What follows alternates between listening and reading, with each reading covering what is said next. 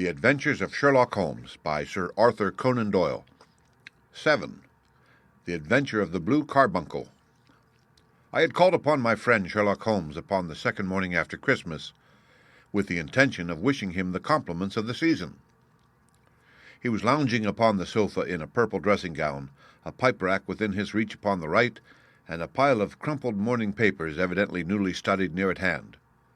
Beside the couch was a wooden chair, and on the angle of the back hung a very seedy and disreputable hard felt hat, much the worse for wear, and cracked in several places.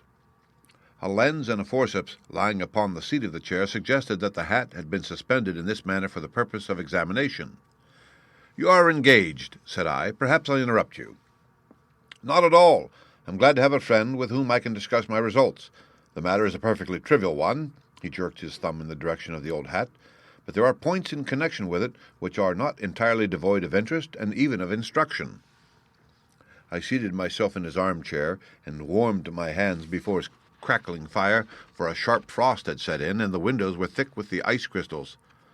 "I suppose," I remarked, "that, homely as it looks, this thing has some deadly story linked on to it, that it is the clue which will guide you in the solution of some mystery and the punishment of some crime." No crime," said Sherlock Holmes, laughing. "Only one of those whimsical little incidents which will happen when you have 4,000,000 beings all jostling each other within the space of a few square miles. Amid the action and reaction of so dense a swarm of humanity, every possible combination of events may be expected to take place, and many a little problem will be presented which may be striking and bizarre without being criminal. We have already had experience of such." "So much so," I remarked, "that of the last 6 cases which I have added to my notes, 3 have been entirely free of any legal crime." "Precisely. You allude to my attempt to recover the Irene Adler papers, to the singular case of Miss Mary Sutherland, and to the adventure of the man with the twisted lip. Well, I have no doubt that this small matter will fall into the same innocent category. You know Peterson, the commissionaire?" "Yes." "It is to him that this trophy belongs." "It is his hat?" No, he found it. Its owner is unknown. I beg that you will look upon it not as a battered billycock, but as an intellectual problem. And, first, as to how it came here. It arrived upon Christmas morning in company with a good fat goose, which is, I have no doubt, roasting at this moment in front of Peterson's fire. The facts are these. About 4 o'clock on Christmas morning, Peterson, who, as you know, is a very honest fellow, was returning from some small jollification, and was making his way homeward toward Tottenham Court Road. In front of him he saw in the gaslight a tallish man walking with a slight stagger and carrying a white goose slung over his shoulder. As he reached the corner of Goodge Street, a row broke out between this stranger and a little knot of roughs. One of the latter knocked off the man's hat, on which he raised his stick to defend himself, and swinging it over his head, smashed the shop window behind him.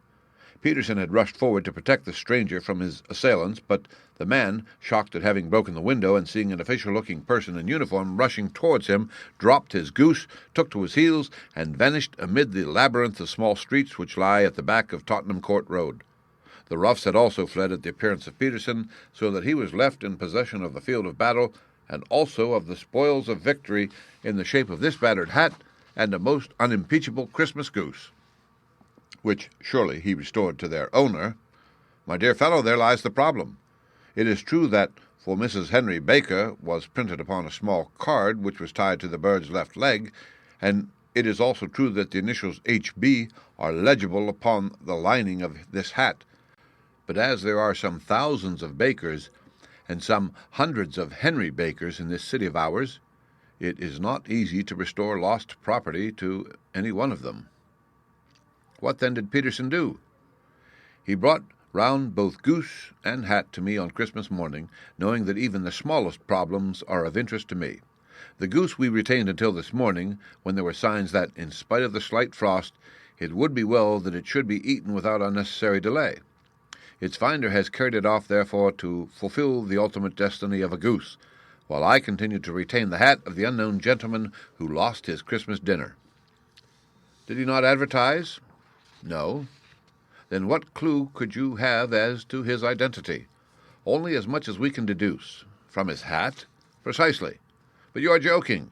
What can you gather from this old battered felt?" Here is my lens. You know my methods. What can you gather yourself as to the individuality of the man who has worn this article?" I took the tattered object in my hands and turned it over rather ruefully. It was a very ordinary black hat of the usual round shape, hard and much the worse for wear. The lining had been of red silk, but was a good deal discolored. There was no maker's name, but as Holmes had remarked, the initials H.B. were scrawled upon one side. It was pierced in the brim for a hat secure, but the elastic was missing. For the rest, it was cracked, exceedingly dusty, and spotted in several places, although there seemed to have been some attempt to hide the discolored patches by smearing them with ink. "I can see nothing," said I, handing it back to my friend. "On the contrary, Watson, you can see everything. You fail, however, to reason from what you see. You are too timid in drawing your inferences. Then pray tell me what it is that you can infer from this hat." He picked it up and gazed at it in the peculiar introspective fashion which was characteristic of him. "It is perhaps less suggestive than it might have been," he remarked, "and yet there are a few inferences which are very distinct, and a few others which represent at least a strong balance of probability. That the man was highly intellectual is of course obvious upon the face of it, and also that he was fairly well-to-do within the last 3 years, although he has now fallen upon evil days.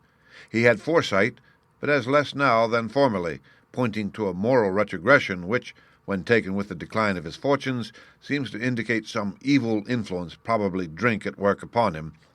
This may account also for the obvious fact that his wife has ceased to love him." "My dear Holmes!" "He has, however, retained some degree of self-respect," he continued, disregarding my remonstrance. "He is a man who leads a sedentary life, goes out little, is out of training entirely, is middle-aged, has grizzled hair, which he has had cut within the last few days, and which he anoints with lime cream. These are the more patent facts which are to be deduced from his hat. Also, by the way, that it is extremely improbable that he has gas laid on in his house." "You are certainly joking, Holmes." "Not in the least. Is it possible that even now, when I give you these results, you are unable to see how they are attained?" "I have no doubt that I am very stupid, but I must confess that I am unable to follow you. For example, how did you deduce that this man was intellectual?" For answer, Holmes clapped the hat upon his head. It came right over the forehead and settled upon the bridge of his nose. "It is a question of cubic capacity," said he. "A man with so large a brain must have something in it." "The decline of his fortunes, then?" "This hat is 3 years old. These flat brims curled at the edge came in then. It is a hat of the very best quality. Look at the band of ribbed silk and the excellent lining. If this man could afford to buy so expensive a hat 3 years ago, and has had no hat since, then he has assuredly gone down in the world." "Well, that is clear enough, certainly. But how about the foresight and the moral retrogression?" Sherlock Holmes laughed. "Here is the foresight," said he, putting his finger upon the little disc and loop of the hat secure. "They are never sold upon hats. If this man ordered one, it is a sign of a certain amount of foresight, since he went out of his way to take this precaution against the wind. But since we see that he has broken the elastic and has not troubled to replace it, it is obvious that he has less foresight now than formerly, which is a distinct proof of a weakening nature. On the other hand, he has endeavored to conceal some of these stains upon the felt by daubing them with ink, which is a sign that he has not entirely lost his self-respect." "Your reasoning is certainly plausible. The further points, that he is middle-aged, that his hair is grizzled, that it has been recently cut, and that he uses lime cream, are all to be gathered from a close examination of the lower part of the lining. The lens discloses a large number of hair ends, clean cut by the scissors of the barber. They all appear to be adhesive, and there is a distinct odor of lime cream. This dust, you will observe, is not the gritty gray dust of the street, but the fluffy brown dust of the house, showing that it has been hung up indoors most of the time, while the marks of moisture upon the inside are proof positive that the wearer perspired very freely and could therefore hardly be in the best of training." "But his wife, you said that she had ceased to love him." "This hat has not been brushed for weeks.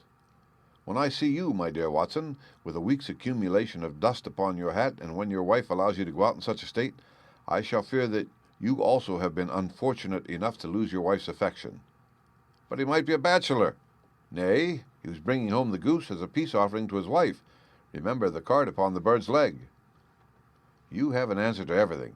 But how on earth do you deduce that the gas is not laid on in his house? One tallow stain, or even two, might come by chance, but when I see no less than 5, I think that there can be little doubt that the individual must be brought into frequent contact with burning tallow, walks upstairs at night, probably with hat in hand and a guttering candle in the other. Anyhow, he never got tallow stains from a gas jet. Are you satisfied?" "Well, it is very ingenious," said I, laughing, "but since, as you said just now, there has been no crime committed and no harm done save the loss of a goose, all this seems to be rather a waste of energy." Sherlock Holmes had opened his mouth to reply when the door flew open and Peterson, the commissionaire, rushed into the apartment with flushed cheeks and the face of a man who is dazed with astonishment. "The goose, Mr. Holmes, the goose, sir," he gasped. "Eh? What of it, then? Has it returned to life and flapped off through the kitchen window?" Holmes twisted himself round upon the sofa to get a fairer view of the man's excited face. "See here, sir. See what my wife found in its crop." He held out his hand and displayed upon the center of the palm a brilliantly scintillating blue stone, rather smaller than a bean in size, but of such purity and radiance that it twinkled like an electric point in the dark hollow of his hand. Sherlock Holmes sat up with a whistle. "By Jove, Peterson," said he, "this is treasure trove indeed. I suppose you know what you have got." "A diamond, sir, a precious stone. It cuts into glass as though it were putty." "It's more than a precious stone. It is the precious stone." "Not the Countess of Morcar's blue carbuncle," I ejaculated. "Precisely so. I ought to know its size and shape, seeing that I have read the advertisement about it in the Times every day lately. It is absolutely unique, and its value can only be conjectured, but the reward offered of £1,000 is certainly not within a 20th part of the market price." £1,000, great Lord of mercy! The commissionaire plumped it down into a chair and stared from one to the other of us. "That is the reward, and I have reason to know that there are sentimental considerations in the background which would induce the Countess to part with half her fortune if she could but recover the gem." "It was lost, if I remember aright, at the Hotel Cosmopolitan," I remarked. "Precisely so, on December 22nd, just 5 days ago. John Horner, a plumber, was accused of having abstracted it from the lady's jewel case. The evidence against him was so strong that the case has been referred to the assizes. I have some account of the matter here, I believe." He rummaged amid his newspapers, glancing over the dates, until at last he smoothed one out, doubled it over, and read the following paragraph. "Hotel Cosmopolitan jewel robbery. John Horner, 26, plumber, was brought up upon the charge of having upon the 22nd abstracted from the jewel case of the Countess of Morcar the valuable gem known as the blue carbuncle. James Ryder, upper attendant at the hotel, gave his evidence to the effect that he had shown Horner up to the dressing-room of the Countess of Morcar upon the day of the robbery in order that he might solder the second bar of the grate, which was loose. He had remained with Horner some little time, but had finally been called away. On returning, he found that Horner had disappeared, that the bureau had been forced open, and that the small morocco casket in which, as it afterwards transpired, the Countess was accustomed to keep her jewel, was lying empty upon the dressing-table. Ryder instantly gave the alarm, and Horner was arrested the same evening, but the stone could not be found either upon his person or in his rooms. Catherine Cusack, maid to the Countess, deposed to having heard Ryder's cry of dismay on discovering the robbery, and to having rushed into the room where she found matters as described by the last witness. Inspector Bradstreet, B Division, gave evidence as to the arrest of Horner, who struggled frantically and protested his innocence in the strongest terms. Evidence of a previous conviction for robbery having been given against the prisoner, the magistrate refused to deal summarily with the offense, but referred it to the assizes. Horner, who had shown signs of intense emotion during the proceedings, fainted away at the conclusion and was carried out of court. "Ahem! So much for the police court," said Holmes thoughtfully, tossing aside the paper. "The question for us now to solve is the sequence of events leading from a rifled jewel case at one end to the crop of a goose in Tottenham Court Road at the other. You see, Watson, our little deductions have suddenly assumed a much more important and less innocent aspect. Here is the stone. The stone came from the goose, and the goose came from Mr. Henry Baker, the gentleman with the bad hat, and all the other characteristics with which I have bored you. So now we must set ourselves very seriously to finding this gentleman and ascertaining what part he has played in this little mystery. To do this, We must try the simplest means first, and these lie undoubtedly in an advertisement in all the evening papers. If this fail, I shall have recourse to other methods. What will you say? Give me a pencil and that slip of paper. Now then, found at the corner of Goodge Street a goose and a black felt hat. Mr. Henry Baker can have the same by applying at 6:30 this evening at 221B Baker Street. That is clear and concise. Very, but will he see it? Well, he is sure to keep an eye on the papers, since, to a poor man, the loss was a heavy one. He was clearly so scared by his mischance in breaking the window and by the approach of Peterson that he thought of nothing but flight. Since then he must have bitterly regretted the impulse which caused him to drop his bird. Then again, the introduction of his name will cause him to see it, for everyone who knows him will direct his attention to it. Here you are, Peterson. Run down to the advertising agency and have this put in the evening papers. In which, sir? Oh, in the Globe, Star, the Pall Mall, St. James, Evening News, Standard, Echo, and any others that occur to you. Very well, sir. And this stone? Ah, yes. I shall keep the stone, thank you, and I say, Peterson, just buy a goose on your way back and leave it here with me, for we must now have one to give to this gentleman in place of the one which your family is now devouring. When the commissionaire had gone, Holmes took up the stone and held it against the light. It's a bonny thing, said he.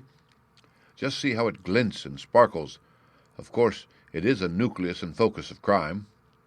Every good stone is. They are the devil's pet baits. In the larger and older jewels, every facet may stand for a bloody deed. This stone is not yet 20 years old. It was found in the banks of the Amoy River in southern China, and is remarkable in having every characteristic of the carbuncle, save that it is blue in shade instead of ruby red. In spite of its youth, it has already a sinister history. There have been 2 murders, a vitriol throwing, a suicide, and several robberies brought about for the sake of this 40-grain weight of crystallized charcoal. Who would think that so pretty a toy would be purveyor to the gallows and the prison? I'll lock it up in my strong-box now, and drop a line to the Countess to say that we have it. Do you think that this man Horner is innocent? I cannot tell. Well, then, do you imagine that this other one, Henry Baker, had anything to do with the matter? It is, I think, much more likely that Henry Baker is an absolutely innocent man who had no idea that the bird which he was carrying was of considerably more value than if it were made of solid gold. That, however, I shall determine by a very simple test if we have an answer to our advertisement. And you can do nothing until then? Nothing.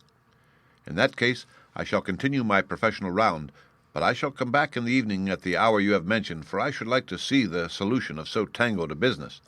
Very glad to see you. I dine at 7. There is a woodcock, I believe. By the way, in view of recent occurrences, perhaps I ought to ask Mrs. Hudson to examine its crop. I had been delayed at a case, and it was little after 6:30 when I found myself in Baker Street once more. As I approached the house, I saw a tall man in a Scotch bonnet with a coat which was buttoned up to his chin, waiting outside in the bright semicircle which was thrown from the fanlight. Just as I arrived, the door was opened, and we were shown up together to Holmes' room. "Mr. Henry Baker, I believe," said he, rising from his armchair and greeting his visitor with the easy air of geniality which he could so readily assume. "Pray take this chair by the fire, Mr. Baker. It is a cold night, and I observe that your circulation is more adapted for summer than for winter. Ah, Watson, you have just come at the right time. Is that your hat, Mr. Baker?" "Yes, sir." "That is undoubtedly my hat." He was a large man with rounded shoulders, a massive head, and a broad, intelligent face, sloping down to a pointed beard of grizzled brown. A touch of red in nose and cheeks, with a slight tremor of his extended hand, recalled Holmes' surmise as to his habits. His rusty black frock coat was buttoned right up in front, with the collar turned up, and his lank wrists protruding from his sleeves without a sign of cuff or shirt. He spoke in a slow, staccato fashion, choosing his words with care, and gave the impression generally of a man of learning and letters who had ill usage at the hands of fortune. "We have retained these things for some days," said Holmes, "because we expected to see an advertisement from you giving your address. I am at a loss to know why you do not advertise." Our visitor gave a rather shamefaced laugh. "Shillings have not been so plentiful with me as they once were," he remarked. "I had no doubt that the gang of roughs who assaulted me had carried off both my hat and the bird. I did not care to spend more money in a hopeless attempt at recovering them. Very naturally. By the way, about the bird, we were compelled to eat it. To eat it? Our visitor half rose from his chair in his excitement. Yes, it would have been of no use to anyone had we not done so.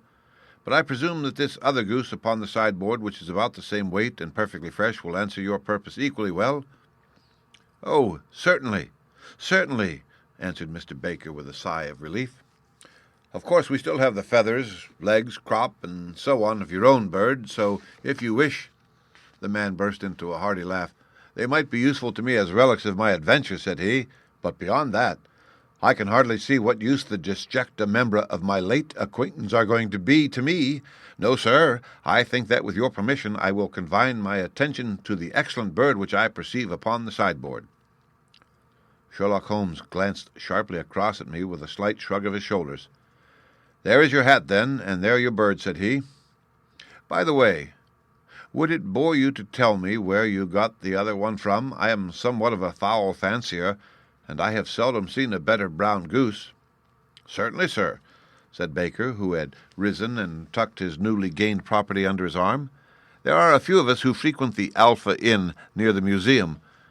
We are to be found in the museum itself during the day, you understand. This year our good host, Windigate by name, instituted a goose club, by which, on consideration of some few pence every week, we were each to receive a bird at Christmas. My pence were duly paid, and the rest is familiar to you. I am much indebted to you, sir, for a Scotch bonnet is fitted neither to my years nor my gravity. With a comical pomposity of manner, he bowed solemnly to both of us, and strode off upon his way. So much for Mr. Henry Baker, said Holmes, when he had closed the door behind him. It is quite certain that he knows nothing whatever about the matter. Are you hungry, Watson? Not particularly. Then I suggest that we turn our dinner into a supper and follow up this clue while it is still hot. By all means. It was a bitter night, so we drew on our ulsters and wrapped cravats about our throats. Outside the stars were shining coldly in a cloudless sky, and the breath of the passers-by blew out into smoke like so many pistol shots. Our footfalls rang out crisply and loudly as we swung through the Doctor's Quarter, Wimpole Street, Harley Street, and so through Wigmore Street into Oxford Street. In a quarter of an hour we were in Bloomsbury at the Alpha Inn, which is a small public house at the corner of one of the streets which runs down into Holborn. Holmes pushed open the door of the private bar and ordered 2 glasses of beer from the ruddy-faced, white-aproned landlord. Your beer should be excellent if it is as good as your geese, said he. My geese? The man seemed surprised. Yes, I was speaking only half an hour ago to Mr. Henry Baker, who was a member of your goose club. Aha! Yes, I see. But you see, sir, them's not our geese. Indeed, whose then? Well, I got the 2 dozen from a salesman in Covent Garden. Indeed, I know some of them. Which was it? Brackenridge is his name. Ah, I don't know him. Well, here's your good health, landlord, and prosperity to your house. Good night. Now for Mr. Brackenridge, he continued, buttoning up his coat as we came out into the frosty air. Remember, Watson, that though we have so homely a thing as a goose at one end of this chain, we have at the other end a man who will certainly get 7 years' penal servitude unless we can establish his innocence. It is possible that our inquiry may but confirm his guilt, but in any case we have a line of investigation which has been missed by the police and which a singular chance has placed in our hands. Let us follow it out to the bitter end. Faces to the south, then, and quick march. We passed across Holborn, down Endell Street, and so through a zigzag of slums to Covent Garden Market. One of the largest stalls bore the name Brackenridge upon it, and the proprietor, a horsey-looking man with a sharp face and trim side whiskers, was helping a boy to put up the shutters. Good evening. It's a cold night, said Holmes. The salesman nodded and shot a questioning glance at my companion. Sold out of geese, I see, continued Holmes, pointing at the bare slabs of marble. Let you have 500 tomorrow morning. That's no good. Well, there are some on the stall with the gas flare. Ah, but I was recommended to you. Who by? The landlord of the Alpha. Oh, yes, I sent him a couple of dozen. Fine birds they were, too. Now, where did you get them from? To my surprise, the question provoked a burst of anger from the salesman. Now then, mister, said he, with his head cocked and his arms akimbo, what are you driving at? Let's have it straight now. It is straight enough. I should like to know who sold you the geese which you supplied to the Alpha. Well, then I shan't tell you. So now. Oh, it is a matter of no importance, but I don't know why you should be so warm over such a trifle. Warm? You'd be as warm, maybe, if you were as pestered as I am. When I pay good money for a good article, there should be an end to the business. But it's, where are the geese, and who did you sell the geese to, and what will you take for the geese? One would think they were the only geese in the world to hear the fuss that is made over them. Well, I have no connection with any other people who have been making inquiries, said Holmes carelessly. If you won't tell us the bet is off, that is all. But I'm always ready to back my opinion on a matter of fowls, and I have a fiver on it that the bird I ate is a country bred. Well, then, you've lost your fiver, for it's town bred, snapped the salesman. It's nothing of the kind. I say it is. I don't believe it. Do you think you know more about fowls than I, who have handled them ever since I was a nipper? I tell you, all those birds that went to the Alpha were town bred. You'll never persuade me to believe that. Will you bet, then? It's merely taking your money, for I know that I am right, but I'll have a sovereign on you just to teach you not to be obstinate. The salesman chuckled grimly. Bring me the books, Bill, said he. The small boy brought round a small, thin volume and a great, greasy-backed one, laying them out together beneath the hanging lamp. Now then, Mr. Cocksure, said the salesman, I thought that I was out of geese, but before I finish, you'll find that there is still one left in my shop. You see this little book? Well, that's the list of the folk from whom I buy. Do you see? Well, then, here on this page are the country folk, and the numbers after their names are where their accounts are in the big ledger. Now then, you see this other page in red ink? Well, that is a list of my town suppliers. Now, look at that third name. Just read it out to me. Mrs. Oakshott, 117, Brixton Road, 249, read Holmes. Quite so. Now turn that up in the ledger. Holmes turned to the page indicated. Here you are. Mrs. Oakshott, 117 Brixton Road, egg and poultry supplier. Now then, what's the last entry? December 22nd, 24 geese at 7 shillings 6 pence. Quite so.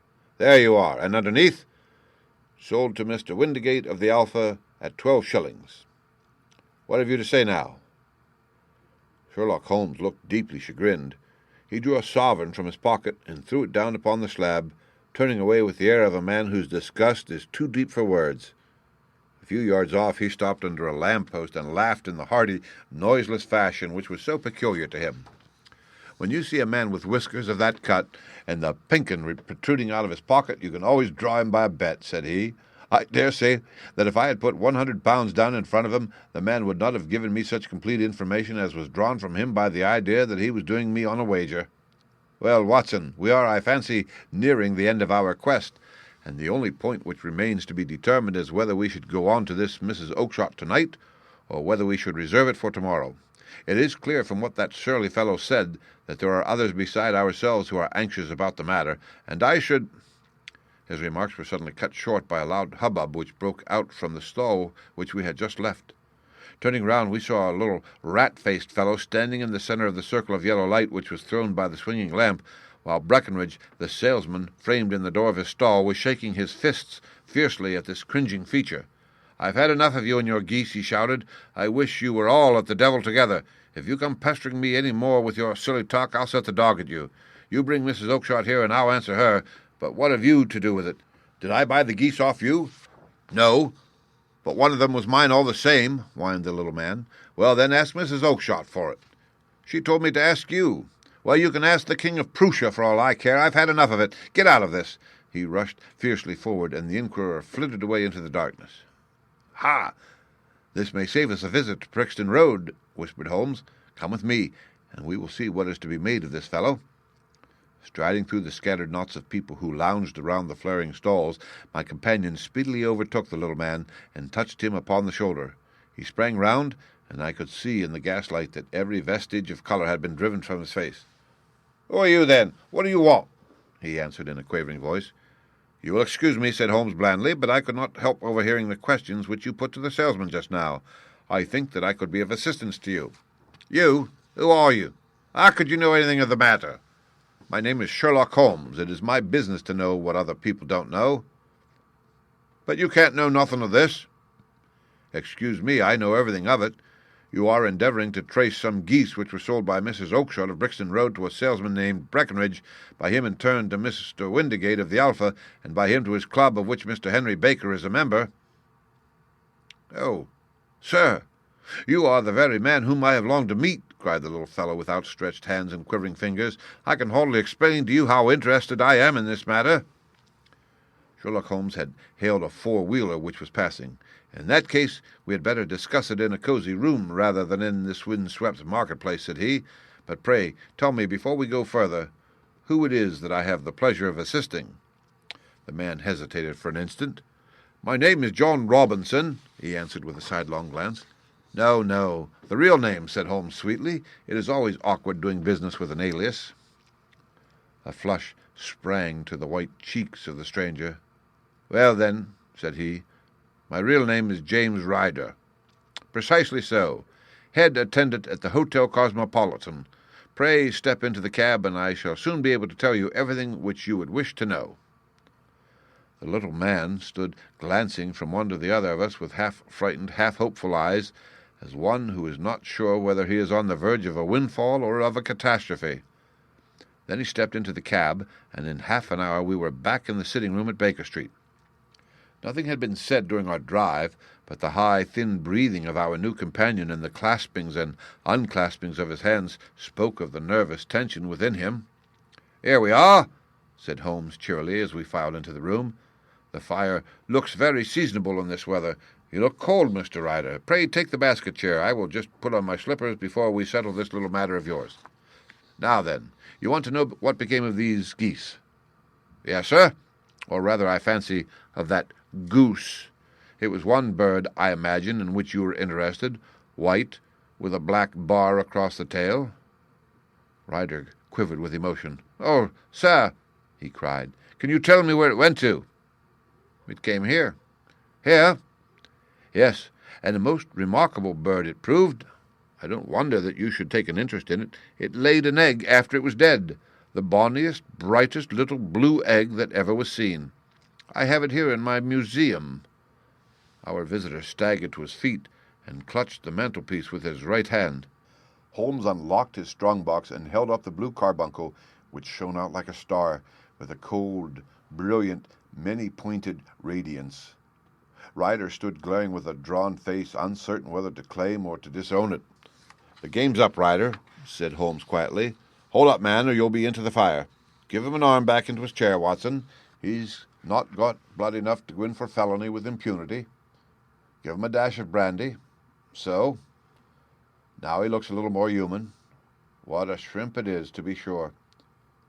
For a moment he had staggered and nearly fallen, but the brandy brought a tinge of color into his cheeks, and he sat staring with frightened eyes at his accuser. "I have almost every link in my hands, and all the proofs which I could possibly need, so there is little which you need tell me. Still, that little may as well be cleared up to make the case complete. You had heard, Ryder, of this little blue stone of the Countess of Morcar's?" "It was Catherine Cusack who told me of it," he said in a crackling voice. "I see. Her ladyship's waiting-maid. Well, the temptation of sudden wealth so easily acquired was too much for you, as it has been for better men before you.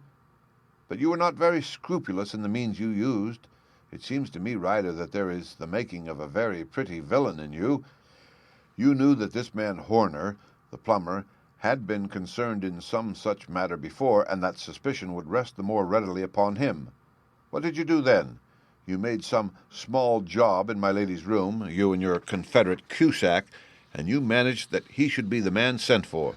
Then, when he left, you rifled the jewel case, raised the alarm, and had this unfortunate man arrested. You then—" Ryder threw himself down suddenly upon the rug and clutched at my companion's knees.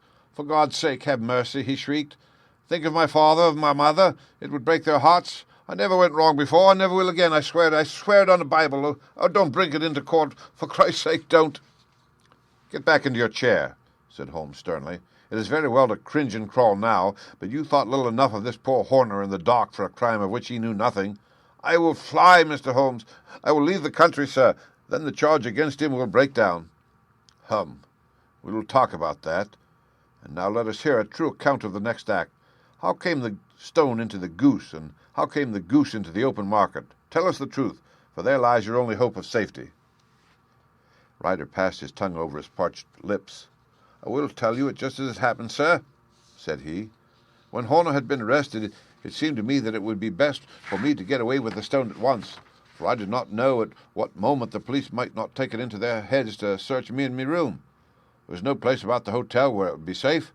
I went out as if on some commission, and I made for my sister's house.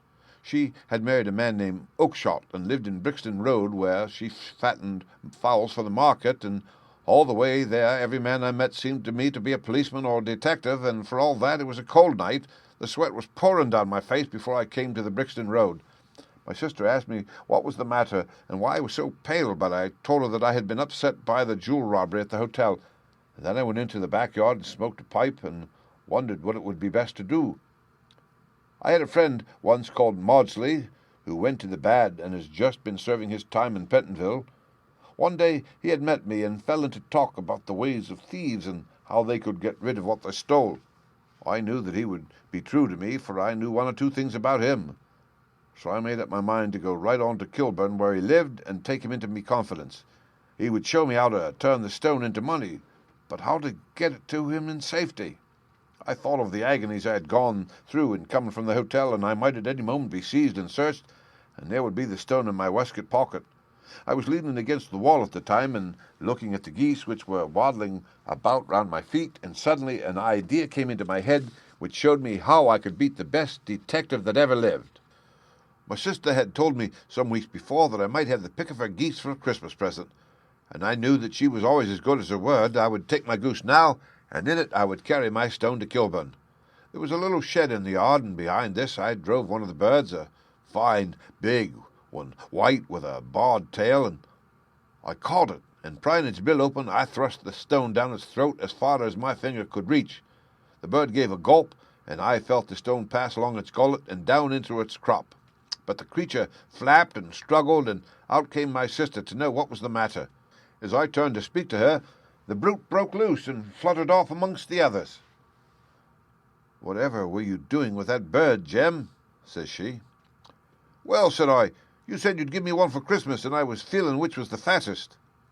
"Oh," says she, "we've set yours aside for you. Jem's bird, we call it. It's the big white one over yonder. There's 26 of them, which makes one for you and one for us, and 2 dozen for the market."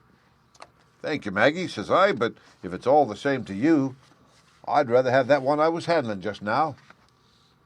"The other is a good 3 pound heavier," said she, "and we fattened it expressly for you." "Never mind, I'll have the other, and I'll take it now," said I. "Oh, just as you like," said she, a little huffed. "Which is it you want, then?" "That white one with the bared tail right in the middle of the flock." "Oh, very well, kill it and take it with you." Well, I did what she said, Mr. Holmes, and I carried the bird all the way to Kilburn. I told me pal what I had done, for he was a man that it was easy to tell a thing like that to, and he laughed until he choked, and we got a knife and opened the goose.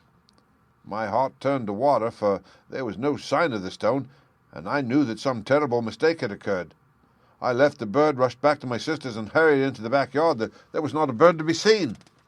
"Where are they all, Maggie?" I cried. "Gone to the dealers, Jem." "Which dealers?" "Brackenridge, of Covent Garden." "But was there another with a barred tail?" I asked, "the same as the one I chose?" "Yes, Jem, there were 2 barred-tailed ones, and I could never tell them apart." Well, then, of course, I saw it all, and I ran off as hard as my feet would carry me to this man Brackenridge. But he had sold the lot at once, and not one word would he tell me as to where they had gone. You heard him yourselves tonight. Well, he has always answered me like that. My sister thinks that I am going mad. Sometimes I think that myself. And now I am myself a branded thief, without ever having touched the wealth for which I sold my character. God help me! God help me!" He burst into convulsive sobbing, with his face buried in his hands. There was a long silence, broken only by his heavy breathing and by the measured tapping of Sherlock Holmes' fingertips upon the edge of the table. Then my friend rose and threw open the door. "Get out," said he. "What, sir? Oh, heaven bless you! No more words. Get out." And no more words were needed. There was a rush, a clatter upon the stairs, the bang of a door, and the crisp rattle of running footfalls from the street. "After all, Watson, said Holmes, reaching up his hand for his clay pipe.